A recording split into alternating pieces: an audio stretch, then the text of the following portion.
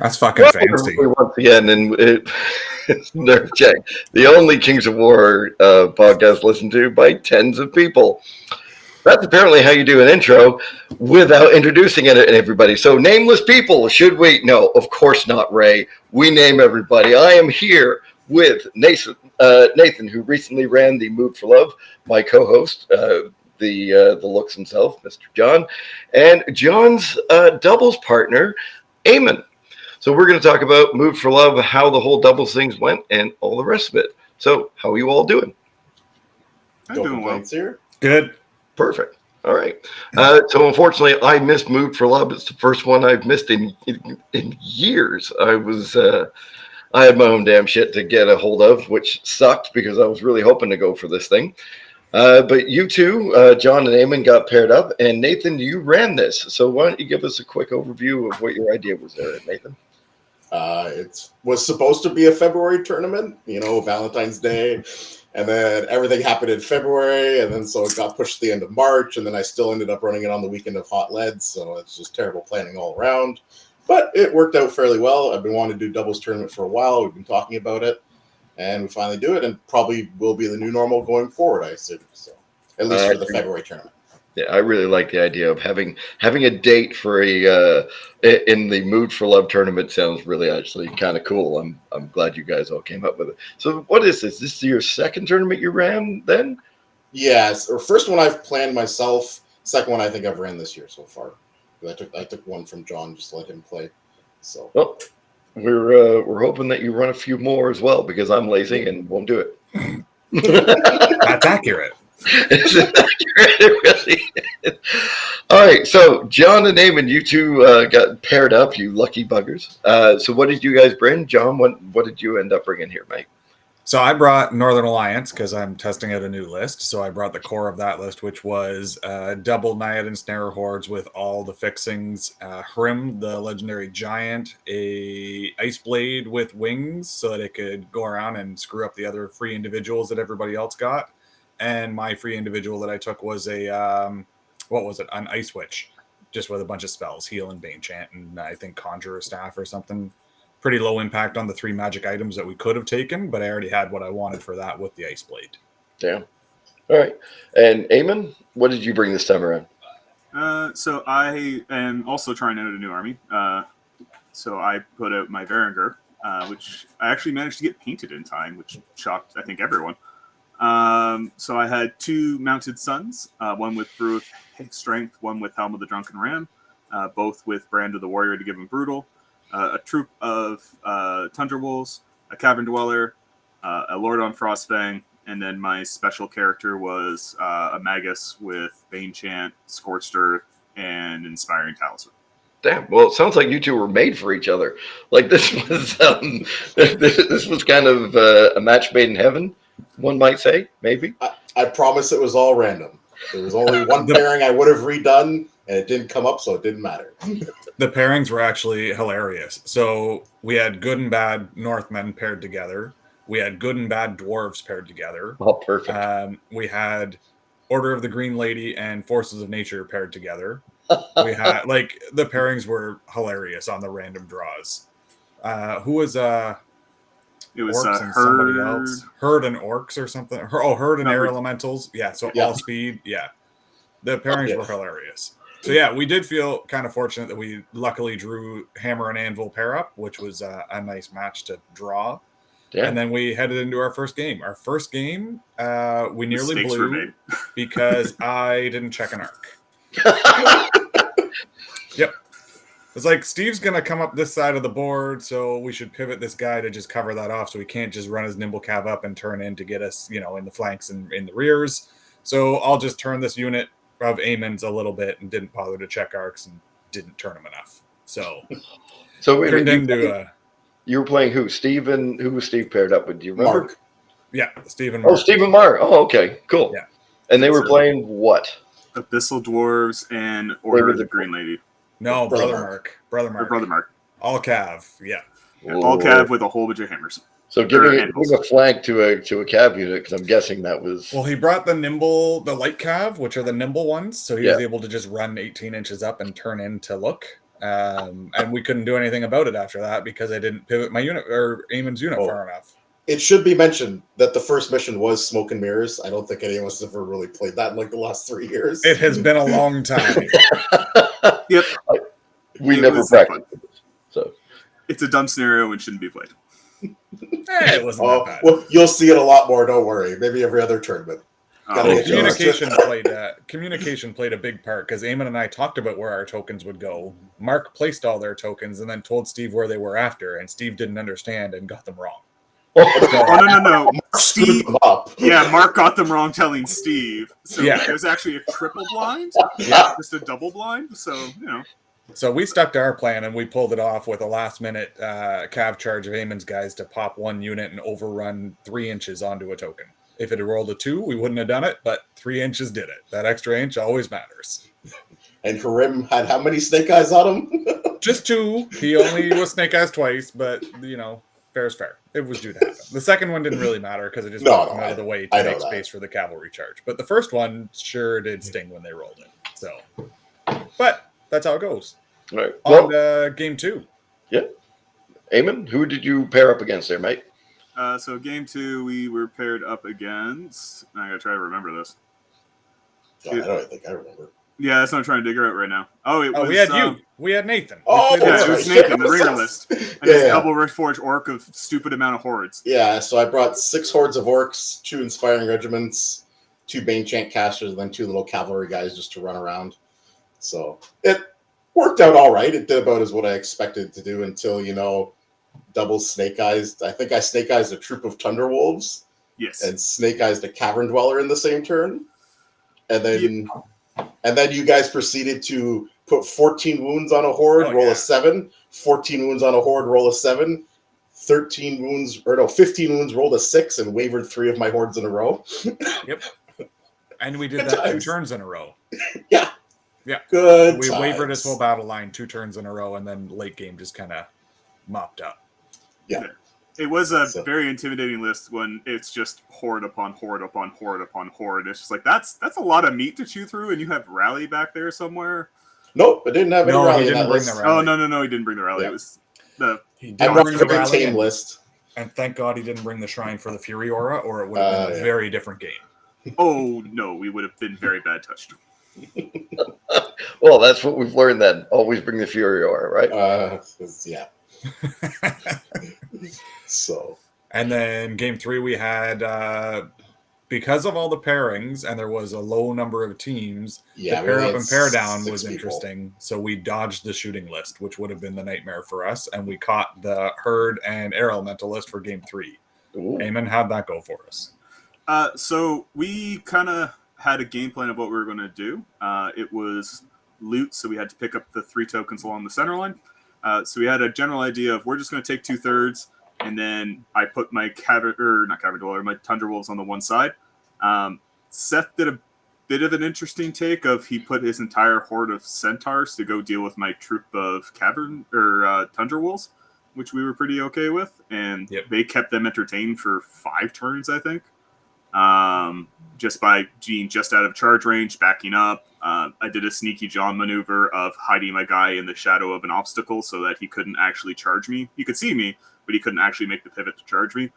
And then on the front, we knew we didn't have too much of the alpha, so John just ran his snow foxes way up to jam stuff as we moved forward, so that his the special chariots, the Stampede. There we go. I was going to call it the herd, and I'm like, no, that's the army. So John ran up the snow foxes, and then kind of moved in position to receive the air elemental charge that was coming on the far left flank. And then Seth and Joel did some really spicy moves that both me and John were like, oh, okay, okay. Where Seth flank charged the snow foxes, which I think is just animal cruelty. Completely dummied them. But Joel ended up triple charging John's Naiad Horde, which was a bit of a high-risk maneuver because it was either, if that succeeded, we were in a very, very bad position because now we just have 2 hordes of air elementals and a greater air elemental chilling on our flank that can do whatever it wants. And we didn't really have a response for it. but if it fails horribly, it just gums everything up, and we were able to start individually charging all the different air elemental hordes and monsters just to ground them out, and then we win the grind game. So it turned out that unfortunately Joel's gamble didn't work. It wasn't too far off either, though. I think he only missed the nerd by like 3 or 4. He had lower rolls, but he was charging Phalanx and Ensnare. So it was a tough charge for Flyers to pull off because they go from hitting on 3s to hitting on 5s. So it was a very scary moment, but thankfully it worked out in our favor. So yeah, so because me and John just kind of looked at each other and we said, "Yeah, I'm going to triple charge that." And we're like, "Oh, we did not expect that. Oh no." So after that, it was just we managed to get a couple of charges in. My mounted sons or mounted daughters, because I have an all-female Varangur list models for model wise, managed to pick up basically anything they touched. And then Harim came in and dealt with the Stampede. And then Harim just kind of contributed. He just kind of like got into it and like punched a couple dudes. But yeah, he was mainly just inspiring and chilling presence to give Tundra Fighter and Vicious to all the Naiads. So. He gets tired when he swings that club. My God, he was very underwhelming in all 3 games. But he did the job I brought him for. Giants are terrible. Chilling presence. So, but it worked out well because, funny enough, chilling presence, giving frozen to things also buffed some of my guys, which was nice. But yeah, that was game 3. Eventually it came down to, because both of them were playing very much Alpha Strike, I need to pick up models on the first time I touch you. He did not, neither of them picked up models the first time they touched. I think we lost my Wolves and one of my regiments of Cav that game entirely, and we board cleared them apart from Joel's 2 heroes who had fly and didn't want to play with us anymore. They just ran away behind. Yeah. Can you blame them? Oh no, not at all. Not at all. You did the right thing, Joel. You did the right thing, mate. Don't worry. Points denial is a very real thing at the end of a game, and yeah, fly them away and hide them, keep them safe if you can't do anything useful. Absolutely. So fun tournament. The doubles was blind doubles was interesting. I was very curious to see how it would go. Everybody seemed like they had a great time. It did make for some kind of crazier matchups than you would normally see. So it was very exciting, and some strategies worked and some went out the window. Our games actually went much better when we kind of co-deployed instead of deploying my stuff and Eamon stuff. As soon as we like interlocked them and had my stuff providing buffers or defense for his charge stuff, it worked great. Yep. Yeah. I think that's the main thing to take away from a doubles tournament is you can't play one game on one side and the other person play the other game. You have to find a way to make the 2 armies work together. So now what I think I did wrong is I didn't allow inspiring to cross the armies. And I think next year I'm just going to allow that. So that way you can have more of that interdeployment. You don't have to worry about so much. I think that would be inspiring good. Is. So that'll be one of the changes for next year. And then I'll either keep the characters, like 150 points, 3 items, or I'll go to like 2 special characters, and each person picks one of them, or like you get a paired character kind of thing. See what happens for next year, but it'll be keeping the same format. So, I mean, you can bring in our characters and our special characters because they did win mood for Love 1. They were the first successful speed hit. Fair. I mean, you guys get automatically grudged together because that's a rule I made kind of last minute. So whoever wins the doubles tournament is grudged for August can be on the wall. Have fun. Which is a super random rule, but sure, why not? Yeah. Considering I've never once grudged anyone in any tournament, and I just kind of chill there and like, well, guess what? I'm getting paired first. So now this King time on the wall is going to be real easy. Did I beat John? Okay, I'm playing to win the tournament. Did Don beat me? Okay, I'm playing in fun tables. There you go. Hey, you're either in the fun bracket or in the bracket everybody's overly stressed over. So it's when it's round 1, it's the submarine bracket. You can still come back. There's no problem. You can still do very well after a round 1 loss. So with you guys talking about the special character, is there anything you would change for the special character to work out? Like I know when I was putting mine together for the tournament, I was a little like spoiled for choice. So what did you guys think about the special character itself and how it played and that sort of thing? It was, I think, 150 point character. I know somebody came up with this rule ages ago in a similar build they were running campaigns online, and it was for like a Slogo League, I think it was. So it was something that I've seen before. which I was quite happy with, because I think it's a lot of fun to kind of special design your character.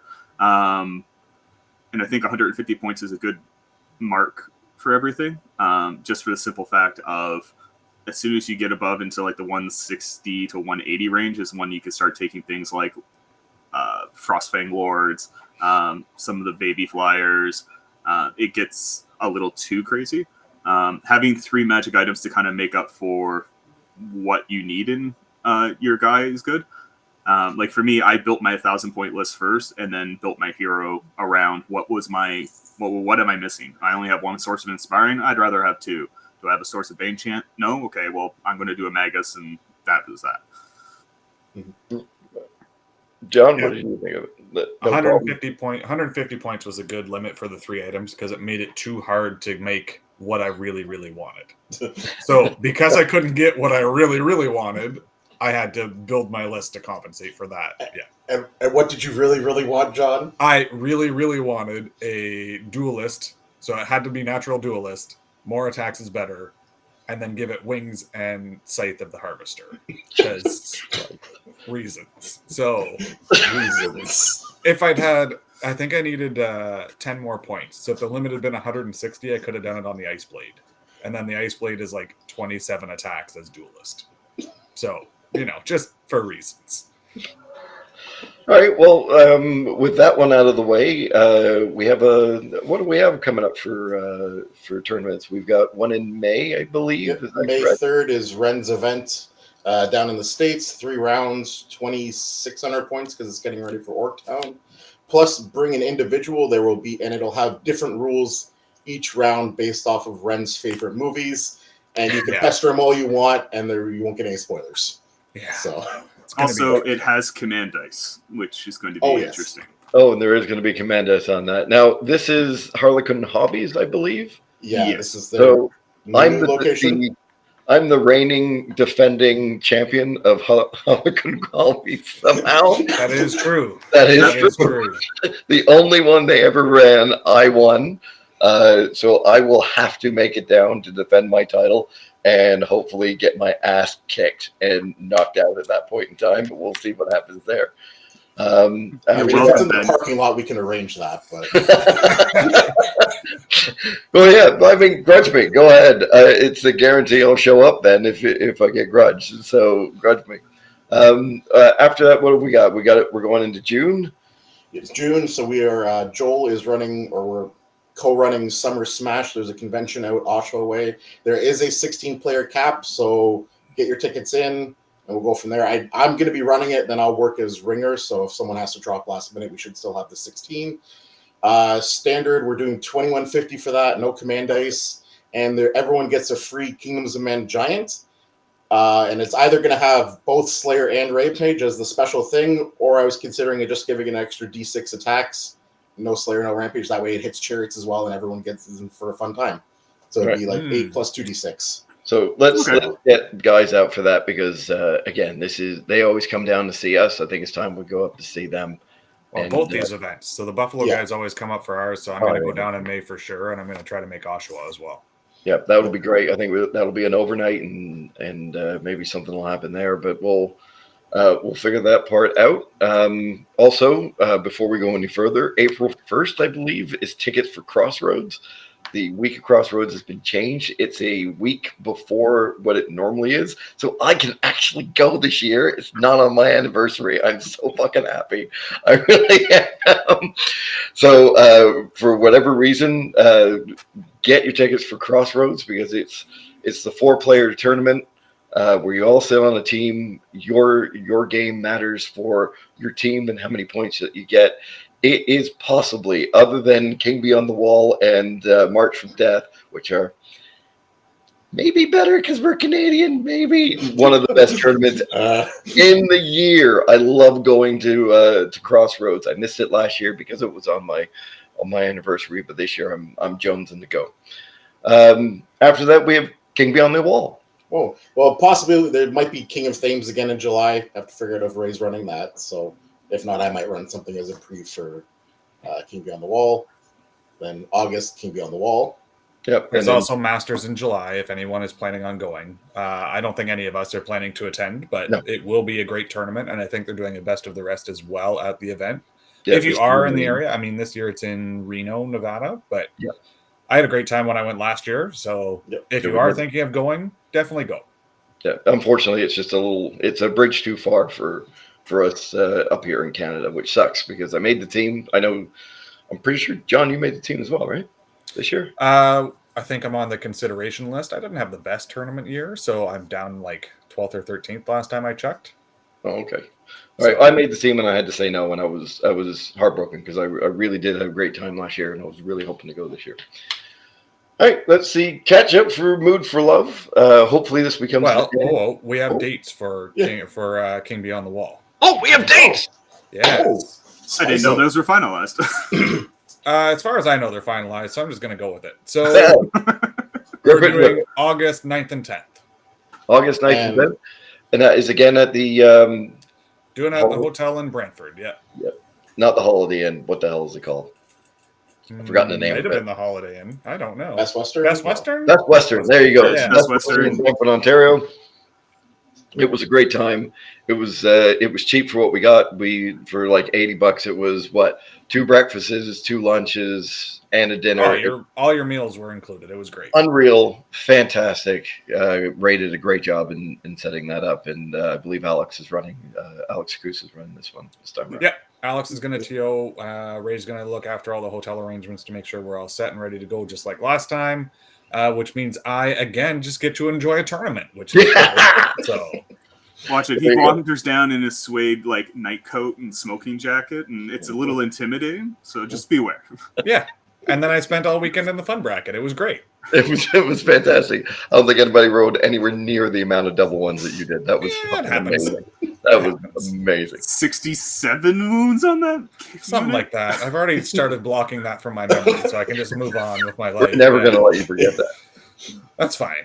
I mean, James has it signed. He's just going to get it framed. It's going to be perfect. As he should. Yeah, we did. We had to keep track on a slip of paper because we didn't have enough wound markers. So, yeah. All right. Well, one last thing, Eamon. I know you do a lot of printing and things, and hopefully this will come up. This was the Nerve Check dice tray. Oh, you got it. Beautiful. Yep. It was.